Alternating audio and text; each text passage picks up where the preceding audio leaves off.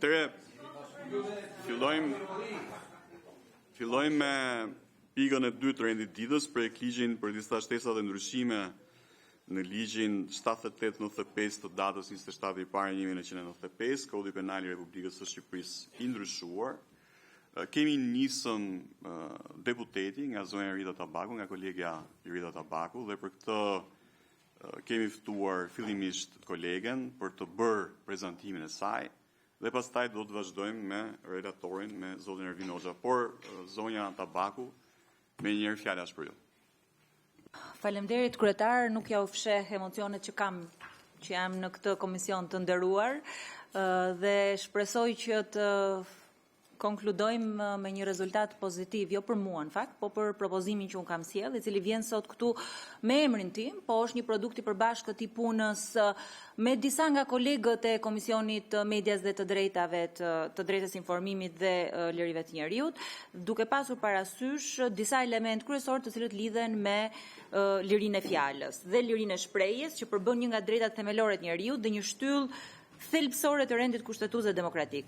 Kjo e drejtë e garantuar në nenin 22 dhe 23 të Kushtetutës Republikës Shqipërisë, po ajo që është më e rëndësishme nga neni 10 i Konventës Europiane të Drejtave të Njerëzit, nuk ka një vlerë veç individuale, po luan një rol vendimtar për realizimin dhe mbrojtjen e drejtave të njerëzit dhe në funksion efektiv të demokracisë. Ka pasur një debat të vijueshëm, nisur që nga viti 2007 deri në vitin 2012, kur ligjvënësi shqiptar ndërhyri për herë të parë në drejtim të dekriminalizimit të fyerjes dhe shpifjes për shkak të detyrës ndaj subjekteve të veçanta dhe të posaçme. Ky debat ka qenë i lidhur me dy element, ose ajo që është më e rëndësishme thuhet për të balancuar dy element të rëndësishëm, të drejta kushtetuese. Nga njëra anë liria e fjalës dhe shprehja e mendimit në çdo formë të saj si parakusht i pluralizmit demokratik, dhe nga ana tjetër mbrojtja e dinjitetit, nderit, reputacionit të individit. Në përmbushje edhe të detyrimeve që rrjedhin nga neni 17 i Kushtetutës, është theksuar vazhdimisht se çdo përgjigje shtetërore ndaj sjelljeve të konsideruara që devijojnë duhet të jetë proporcionale edhe me rrezikshmërinë e tyre shoqërore. Në këtë drejtim, sigurisht që edhe Gjykata Kushtetuese ka pasur vendime vimësisht edhe pas vendimeve të Gjykatës Europiane të Drejtave të Njerëzit, sipas të cilës ekzistenca e rrezikut të ndjekjes penale, bara procedurale i një procesi penal dhe perspektiva e vendosjes së sanksioneve penale, pavarësisht përfundimit të tyre, janë të mjaftueshme për të krijuar një efekt frenues. Ju jeni edhe prej njohjes që kanë gjithë anëtarët e nderuar të këtij komisioni, jeni ndjeni edhe për vendimet dhe rekomandimet që ka marrë Këshilli i Evropës, që nga viti 2007 drejt dekriminalizimit të shpifjes, rezolutën e vitit 2008 tregues për media në demokraci, rekomandimin e 2016 të Këshillit të Ministrave për sigurinë e gazetarëve dhe aktorëve të medias, është vendosur një standard i qartë. Dekriminalizimi i shpifjes dhe shmangja e përdorimit të ligjit penal për mbrojtjen jo vetëm të gazetarëve, po të çdo individi, të çdo qytetari, i cili është vendosur si standard për mbrojtjen e reputacionit, dhe nga ana tjetër detyrimin e shteteve që të marrin masa efektive proporcionale parandaluese për të mbrojtur gazetarët nga dhuna, nga kërcënimet, friksimi, po njëkohësisht kur këto ndodhen edhe si rezultat i ushtrimit të profesionit.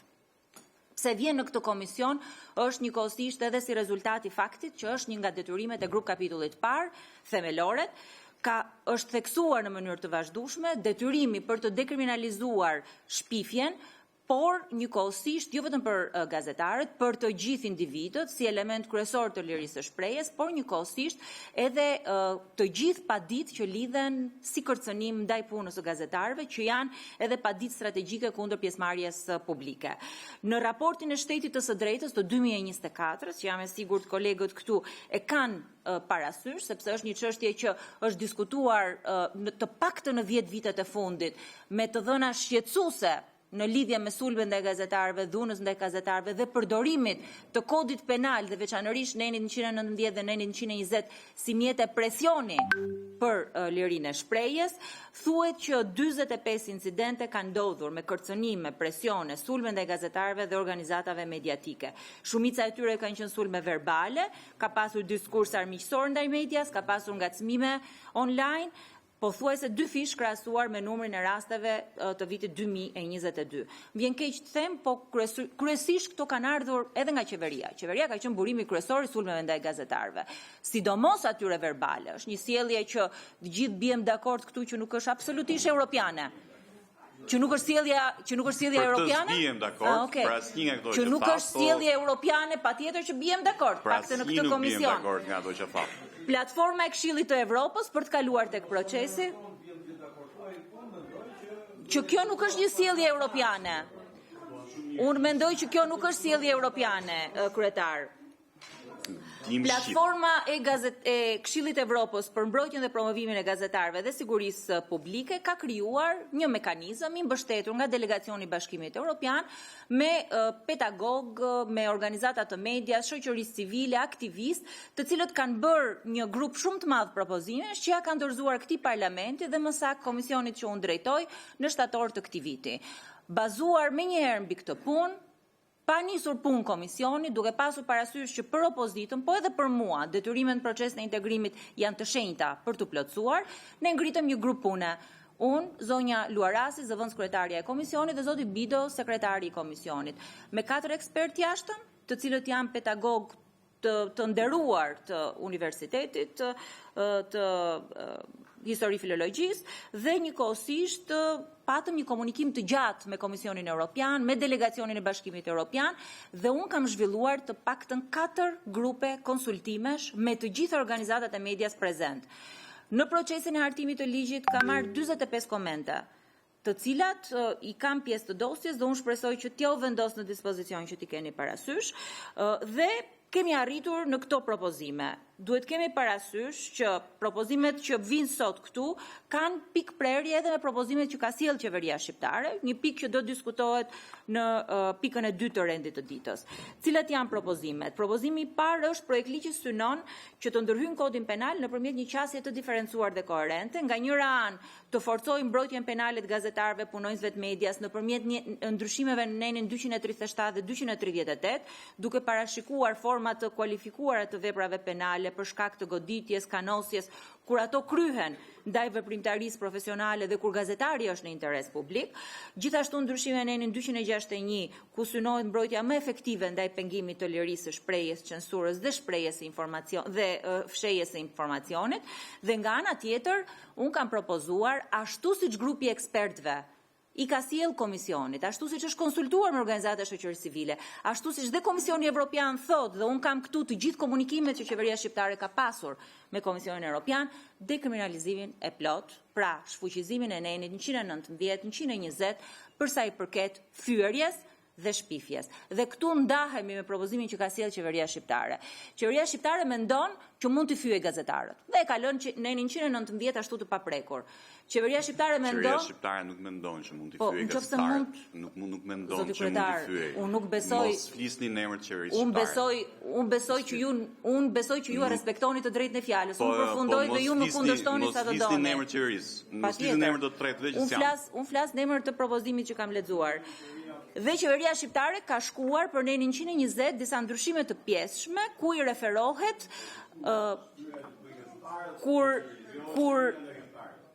kur një gazetar për shkak të detyrës çohet në gjykat dhe ka padi ndaj tij për shpifje.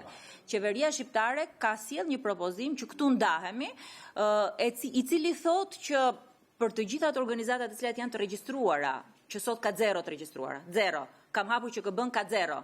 Pra që do të thotë propozimi që ka sjellë qeveria shqiptare nuk zbatohet dot, se kur ke 0 të regjistruara, i bie që nuk zbatohet dot ligji.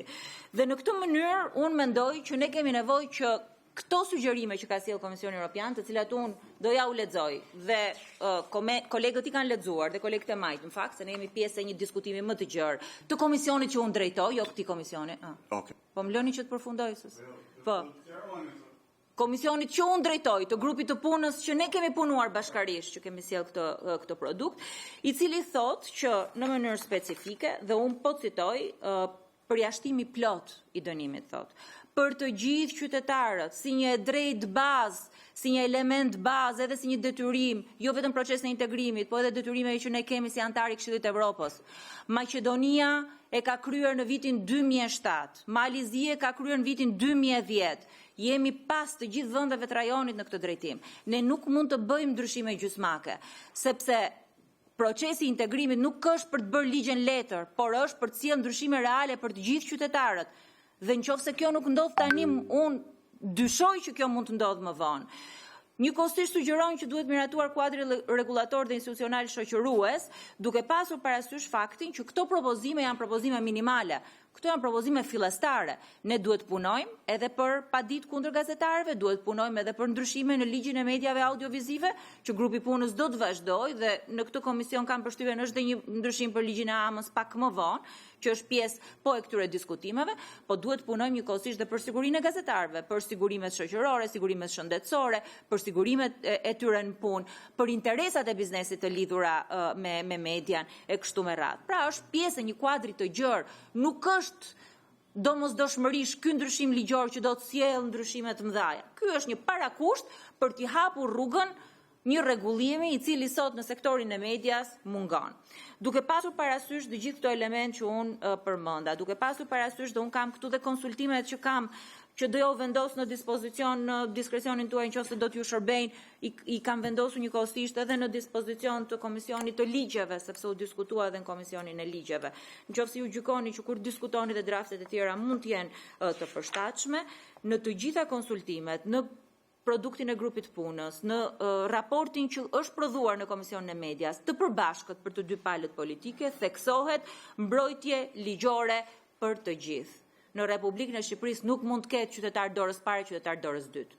Ka të drejtat njeriut që respektohen për të gjithë.